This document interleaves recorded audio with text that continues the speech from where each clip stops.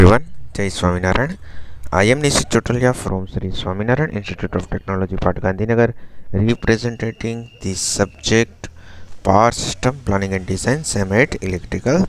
So, in which we discuss our previous session as a design of the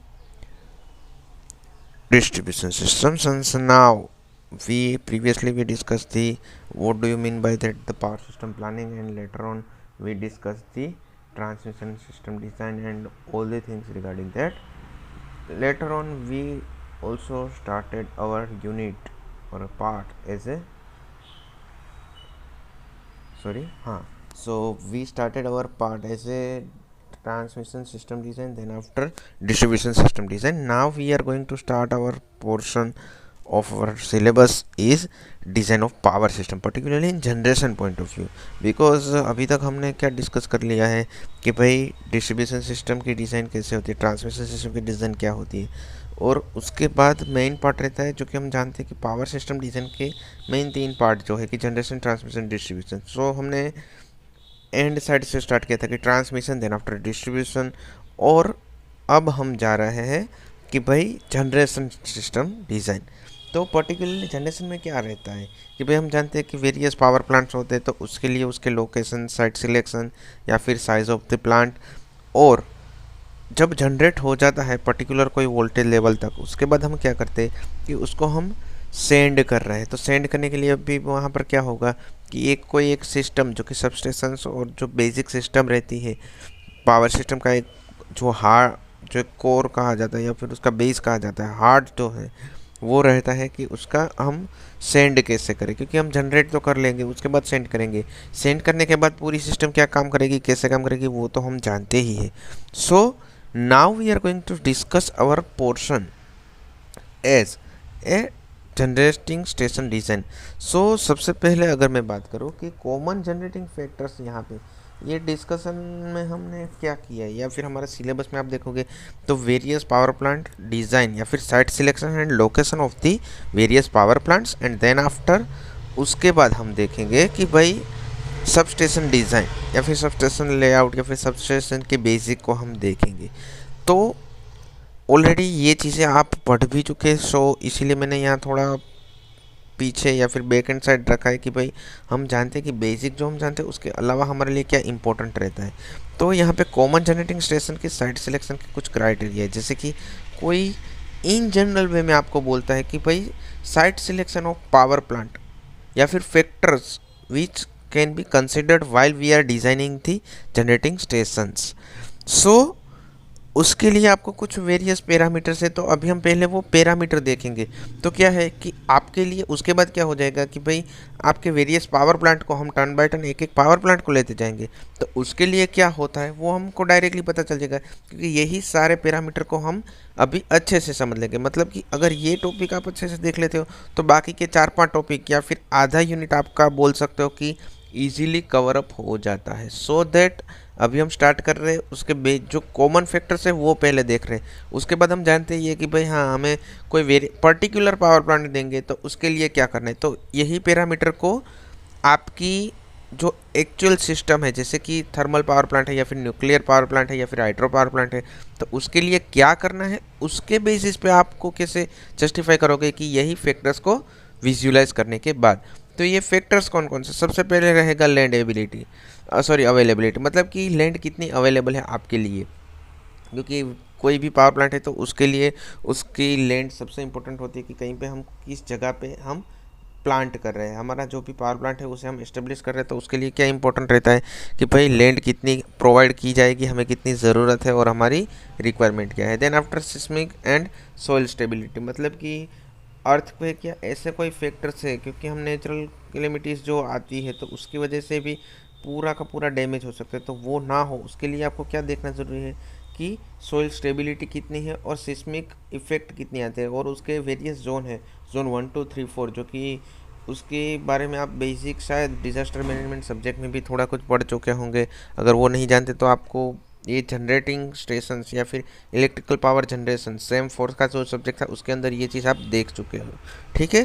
next one is the flood sensitivity, मतलब कि कोई coastal area के नज़दीक है या फिर वहाँ पे कोई बड़ी रिवर की वजह से वहाँ पे फ्लड आने के प्रोबेबिलिटी कितनी है, उसकी सेंसिटिविटी कितनी है, तो वो भी हमारे लिए देखना ज़रूरी बन जाता है। Next one is the weather.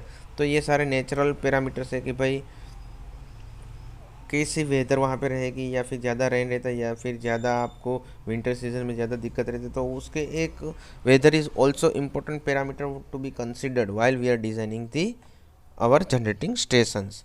Next one is the site hazards, कि भाई मान लो कि वहाँ पे कोई एक्सीडेंट हो रहा है अनफॉर्चुनेटली, तो उस टाइम पे वो कितना हैजार्डियस है to the human life as well as animals और एनवायरमेंट ऑल्सो। सो उसके लिए आपको साइज हैजार्डस समझना ज़रूरी है या फिर नज़र में रखना ज़रूरी है। देन आफ्टर लैंड अवेलेबिलिटी है, उसी हिसाब से लैंड यूज़ की भाई पर्टिकुलर, अभी हम जानते हैं कि अभी एक्सपांसन बहुत हो रहा है, तो उसकी वजह से क्या हो रहा है कि भाई लैंड की अवेलेबिलिटी तो मान लो कि आपको मिल भी गई, लेकिन उसका अप्रोप्रिएट यूसेज करना भी ज़रूरी है कि भाई इतनी जगह है, मान लो कि बॉयलर के लिए चाहिए, उसके लिए हम मान लो कि कंडेंसर है या फिर उसके इवोपरेटर है, तो उसकी पर्टिकुलर सबकी लोकेशंस रहती है कि भाई वहाँ पे कोल को आप, अभी मैं पर्टिकुलरली थर्मल बेस पे अभी बात इसलिए कर रहा हूँ कि भाई आपको सबसे ज़्यादा विजुअलाइज, क्योंकि काफ़ी लोगों ने आपके क्लास में भी और आप लोगों ने भी वहाँ पे विजिट भी की है और कुछ लोग वहाँ पे ट्रेनिंग या फिर इंटर्नशिप भी कर चुके हैं, तो आपने थर्मल पावर प्लांट को वहाँ से देखा है, तो आप थोड़ा अच्छे से समझ पाओ, इसलिए मैं उसके एग्जांपल्स थोड़े ज़्यादा देता हूँ। तो पर्टिकुलरली लैंड का पर्टिकुलर यूसेज या फिर यूज़ कैसे करना है। Then after airspace and surrounding area, जो कि नेचुरल जो मैंने पैरामीटर्स बताए उसी के अंदर भी इसे कंक्लूड कर सकते हैं, as well as cultural resources, कि भाई वो ऐसे एक वेल डिफाइंड अच्छी जगह पे होना चाहिए, क्योंकि और historical sites is also there, कि भाई वहाँ हिस्टोरिकल प्लेसेस है तो मान लो कि उसे डैमेज करने के चांसेस है या नहीं। सेम वे उसका कल्चर इज़ वेरी इंपॉर्टेंट, कि भाई वहाँ पे कितना एक्सपांसन या फिर ग्रोथ है, या फिर आपका जो पर्टिकुलर एरिया है वो कितना अफेक्टिव है पीपल के लिए या फिर सोसाइटी के लिए। ठीक है। Next one is the military area, या फिर मान लो कि हम जानते हैं कि मिलिट्री एरिया के अंदर नहीं रखना चाहिए, क्योंकि ऑब्वियस है कि वहाँ पे सिक्योरिटी के पर्पज़ से वहाँ पे कुछ टेस्टिंग्स या फिर उसके जो टेक्निकल, क्योंकि हम जानते हैं कि सारे कोई भी इंफ्रास्ट्रक्चर के या फिर उसके जो भी नए मिलिट्री या फिर सेफ्टी पॉइंट ऑफ व्यू जो भी इक्विपमेंट्स आते हैं या फिर उसका जो भी आपकी जो सेफ्टी पॉइंट ऑफ व्यू जो मिलिट्री एक्शंस रहते हैं, तो वो सारे मिलिट्री एरिया में अगर आप एस्टेब्लिश करते हैं तो वहाँ पे डैमेज करने के चांसेस ज़्यादा रहते हैं। Same way airports are also nearer to the site, because we know that कि भाई कोई भी हायरार्की है या फिर कोई आपके लिए मान लो कि कोई एक्सपर्ट्स को आप बुला रहे हो, तो उसके लिए इमरजेंसी टाइम पे वहाँ पे कोई इश्यूज़ हो रहे हैं तो आपको एक्सपर्ट की ज़रूरत पड़ेगी। और एक्सपर्ट आपको कैसे प्रोवाइड कर सकते हैं कि भाई एयरपोर्ट से या फिर यहाँ पे आप देख लो कि एरोप्लेन से या फिर हेलीकॉप्टर से कोई हायरार्की या फिर स्पेशल कंसल्टेंट को आप बुला रहे हो, तो उसके लिए वो सारी फैसिलिटी प्रोवाइड करना ज़रूरी है, क्योंकि भाई हमारे वहाँ फॉल्ट हो रहा है तो उस टाइम पे sudden protection is very important. तो उसके हिसाब से वहाँ पे airport is also important part. Same में पब्लिक एक्सेस एरिया, कि भाई पब्लिक को जहाँ पे ज़्यादा ज़रूरत है तो वहाँ पे इजी अवेलेबल होना चाहिए। Same way state and local environment needs also, कि भाई वहाँ पे उसकी भी गवर्नमेंट की कुछ इश्यूज़ ना रहे। सेम वे पब्लिक के सपोर्ट से ये सारी चीज़ें होनी जरूरी है। सेम वे वाटर अवेलेबिलिटी, क्योंकि हम जानते हैं कि कोई भी पावर प्लांट है तो उसके लिए water availability is most important. Same way access to transmission grid, मतलब कि आपकी जो ट्रांसमिशन सिस्टम है उसका इजी एक्सेस होना चाहिए। One another important parameter with respect to our fuel, जो कि है fuel supply and its cost, कि भाई हम जानते हैं कि आपको फ्यूल इजीली अवेलेबल होना चाहिए। सेम वे अगर आपको इजीली फ्यूल मिल जाता है तो क्या होगा कि उसकी वजह से आपको ट्रांसपोर्टेशन कॉस्ट कम हो जाएगी, तो फ्यूल कॉस्ट कम रहेगी। या फिर हम जहाँ पे आपका source of the fuel is nearer to our site और a power plant, so it is also important parameter that we already know. Same way right of the way and transportation facilities, तो हम ये already discuss कर चुके। Right of वे मतलब कि आपकी easy available की बात चल रही है। तो यहाँ पे हमने कॉमन पैरामीटर्स को अच्छे से देख लिया कि भाई ये पैरामीटर्स अच्छे से सेटिस्फाई होने ज़रूरी है। अगर ये सारे पैरामीटर्स अच्छे से सेटिस्फाई हो रहे हैं या फिर उसके इरिस्पेक्ट में ही आपको ये सारे जो पैरामीटर है उसके इरिस्पेक्टिवली ही आपको आपके पावर प्लांट के लोकेशन को जस्टिफाई करना है। मान लो कि मैं अभी आपको बताऊँ ये सारे पैरामीटर के बाद कि भाई साइट सिलेक्शन, तो आपको पता होना चाहिए कि थर्मल पावर प्लांट है तो उसका साइट सिलेक्शन कैसा होता है, कि भाई उसके लिए लैंड ज़्यादा ज़रूरी रहती है या फिर उसके लिए थर्मल प्लांट है। क्योंकि हम बात करें कि स्टीम पावर प्लांट की अगर बात करें तो थर्मल इजीली अवेलेबल मिलना चाहिए, तो मतलब उसके लिए आपको फ्यूल जो कि आपके कोल है तो वो इजी अवेलेबल होनी चाहिए। ट्रांसपोर्टेशन, फिर हायरार्की, एयरपोर्ट या फिर वाटर सप्लाईज या फिर लोकल अथॉरिटी सपोर्ट्स, और ये सारे पैरामीटर्स को ही आपको एलोबरेट करना है। तो आपका टॉपिक बन जाएगा कि site selection for particular power plant. ये अभी एग्जांपल दिया मैंने थर्मल का, एज वेल एज हमारे पास काफ़ी और पावर प्लांट्स है जो कि हम टर्न बाय टर्न डिस्कस करते जाएंगे। सो अभी फर्स्ट ये हुआ। नेक्स्ट हमारा जो ये बेसिक टॉपिक के बाद हमारा जो मेन पार्ट था एज पर दी सिलेबस की site selection criteria for thermal power plant, तो ये सारी चीज़ें हमने देख ली, तो उसी को एलोबरेट करेंगे। जैसे कि फर्स्ट वन है जी स्किल्ड मेन पावर अवेलेबिलिटी, कि भाई वहाँ पे मेन पावर आपको ज़्यादा रहता है और skilled persons are necessary. Same way fuel supply, जो कि हमने बताया कि fuel cost and transportation facility is easy available. Same way geology and soil type, कि भाई वो सिस्मिक जोन में नहीं आना चाहिए ताकि वहाँ पे कोई हैजर्डस चांसेस कम रहे, या फिर अर्थक्वेक के, या फिर आपके जो भी नज़दीक में माउंटेन हो या ऐसी जगह पे नहीं एस्टेब्लिश कर सकते। Next one is the availability of water, जो कि हमने ऑलरेडी डिस्कस किया है। Transportation facilities there.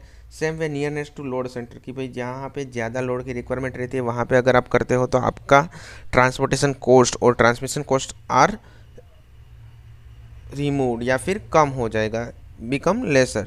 सो थोड़ा आपके लिए इजी हो जाएगा। Same way next one is the distance from the populated areas, कि भाई वो कैसे एरिया पे एस्टेब्लिश है आपका plant. Same way archaeological and historical sites, कि भाई उसके नज़दीक नहीं होना चाहिए। लैंड अवेलेबिलिटी भी ज़्यादा होनी चाहिए।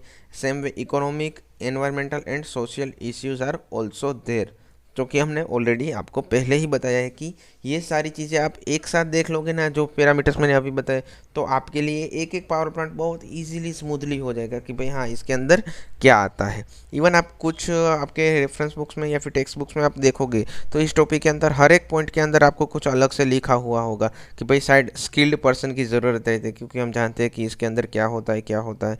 तो यही चीज़ें आपको एलोबरेट करनी है as the exam point of view. Clear? तो ये सारे पैरामीटर आपको यहाँ इसीलिए मैंने डिस्कस किया है कि भाई आप अच्छे से देख लो तो थोड़ा आपका काम इजी हो जाएगा। कि कॉमन पैरामीटर देख लोगे ना तो ये आपके लिए कोई याद रखने वाली चीज़ ही नहीं है। कॉमन पैरामीटर को आप याद करो, उसके हिसाब से एलोबरेट करो, तो आपका site selection for any power plant can be completed. Clear?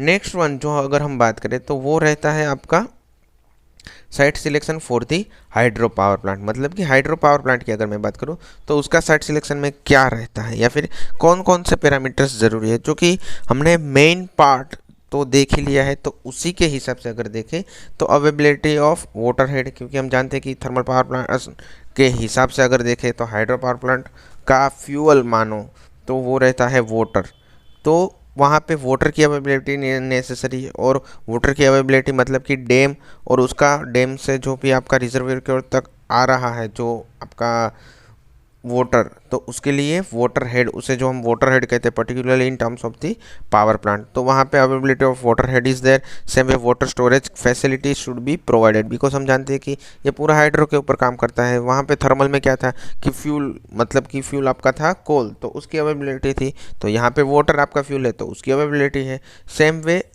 Plant के हिसाब से देखें तो यहाँ पे slope of the hill is also there, कि भाई वहाँ पे आपको क्या करना है कि भाई वहाँ पे तो आपको वेरियस प्लांट्स जो आप डाल रहे थे, थर्मल के अंदर तो वेरियस एलिमेंट्स ज़्यादा रहते हैं, जो कि हम जानते हैं इवापोरेटर या फिर इकोनोमाइज़र या फिर कंडेंसर और वो सारे। तो यहाँ पे हिली एरिया का स्लोप आपको मिलना चाहिए ताकि आपका वहाँ से इजीली वाटर टर्बाइन के साथ अच्छे फ्लो से वाटर आपको मिलेगा, तो आपका जनरेशन अच्छा रहे। Same way distance of the nearest locality from the generating stations, कि भाई लोकेलिटी नज़दीक होनी चाहिए। Same way land cost is very low so that we can establish the major और big plant with respect to construction. Same way geological investigation is also needed, because हम जानते हैं कि जियोलॉजी के हिसाब से हमें देखना जरूरी है। क्योंकि मान लो कि वहाँ पे हेवी वाटरफॉल हो रहा है या फिर हेवी रेन हो रहा है, तो उसकी वजह से आपका या फिर आपके जो भी आपने रिजर्वायर बनाया है तो उसके टूटने के चांसेस कम होने चाहिए और इजीली उसको भी प्रोटेक्ट कर सकते हैं। Same way water pollution is lower is necessary. Same way sedimentation, क्योंकि हम जानते हैं कि सम एरियाज और some rivers that draws the sediments with its flow. So उसकी वजह से वहाँ पे क्या है कि सेडिमेंट का वहाँ पे स्टोर होना हमारे लिए अच्छा नहीं है, जो कि hydro power plant point of view, क्योंकि उसकी वजह से आपका flow of that water to the it's